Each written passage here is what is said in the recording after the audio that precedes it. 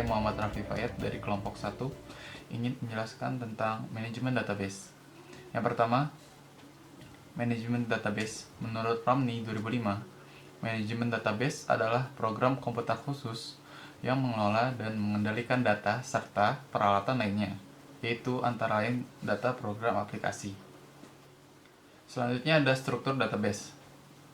Struktur database itu ada 4. Yang pertama, struktur hierarkis. Struktur hierarkis membuat hubungan antar catatan membentuk hierarki atau struktur yang seperti pohon. Di dalamnya model hierarkis tradisional, semua catatan merupakan dependen dan diatur dalam struktur multitingkat terdiri dari catatan akar dan sejumlah tingkat subordinar. Yang kedua ada struktur jaringan. Struktur ini memungkinkan hubungan model jaringan dapat mengakses elemen data dengan mengikuti salah satu dari beberapa jalur, karena elemen data atau catatan apapun dapat dihubungkan ke banyak elemen data lainnya. Dan yang ketiga ada struktur relasional. Model yang paling banyak digunakan dari ketiga struktur database ini. Model ini digunakan oleh kebanyakan software DBMS, mikrokomputer, dan juga sistem skala menengah dan mainframe. Di dalam model relasional, semua elemen data dalam database dipandang disimpan dalam bentuk tabel sederhana. Contohnya seperti di sebelah sini ada table department table sama employee table. Nah, selanjutnya ada struktur multidimensional. Struktur ini variasi dari model rasional yang menggunakan struktur multidimensional untuk mengatur data dan menyajikan hubungan antar data. Selanjutnya ada pengembangan database. Pengembangan database melibatkan aktivitas perencanaan, data dan desain database. Model-model data yang mendukung proses bisnis digunakan untuk mengembangkan database yang memenuhi kebutuhan informasi para pemakainya. Yang pertama, perencanaan data, mengembangkan model untuk proses bisnis. Selanjutnya ada model perusahaan dan proses bisnis dengan dokumentasi. Yang kedua, spesifikasi persyaratan, tetapkan kebutuhan informasi para pemakai akhir dalam proses bisnis. Selanjutnya, deskripsi kebutuhan para pemakai dapat disajikan dalam bahasa natural. Yang ketiga, desain konseptual, mengekspresikan semua persyaratan informasi dalam bentuk model tingkat tinggi. Selanjutnya, model konseptual data, seringkali diekspresikan sebagai model hubungan entitas. Yang keempat, desain logis, menerjemahkan model konseptual ke dalam model data dari DBMS.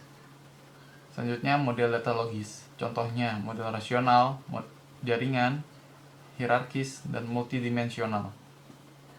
Selanjutnya yang kelima, desain fisik, menetapkan struktur penyimpanan data dan metode pengaksesan. Dan terakhir model data fisik, metode perwakilan dalam penyimpanan dan akses.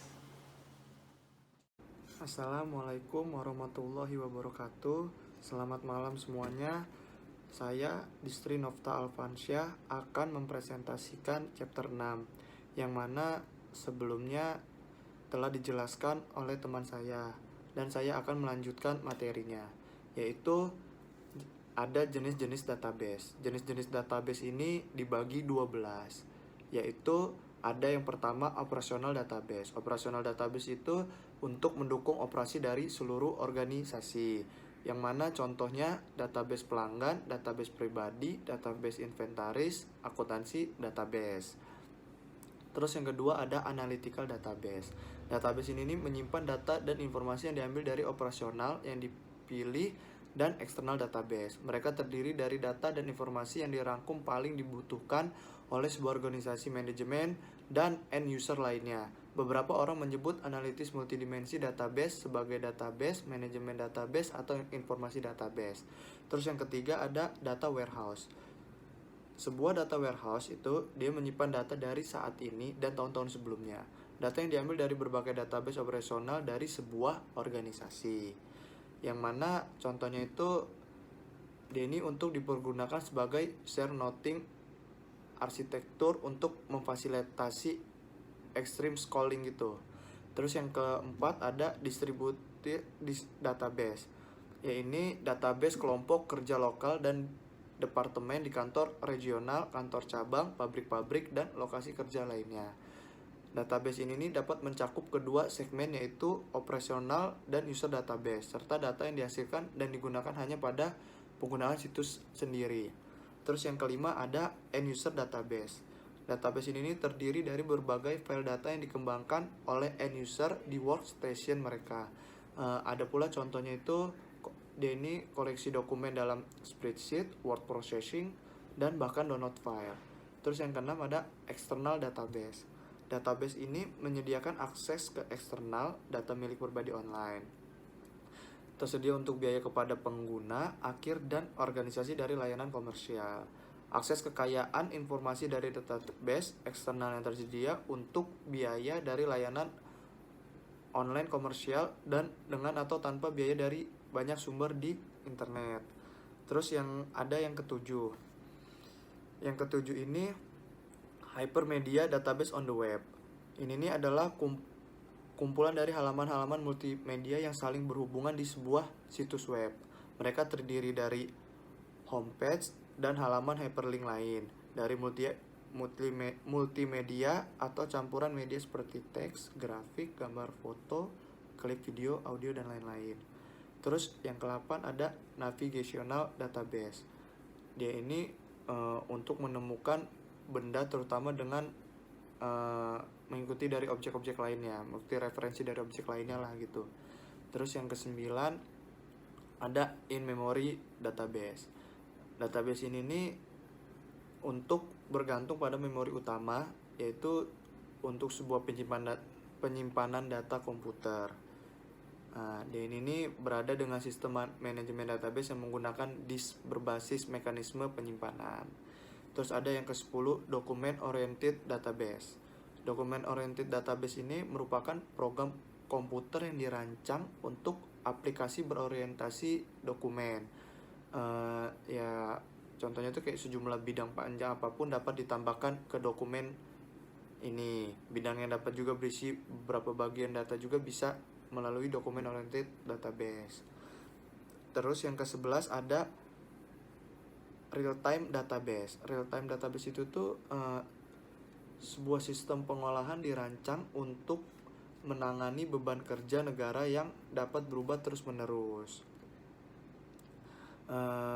Contohnya real time database ini juga dia ini berguna untuk akuntansi perbankan, hukum, catatan medis, multimedia, kontrol proses, sistem reservasi, dan analisis data ilmiah. Terus yang terakhir relational database.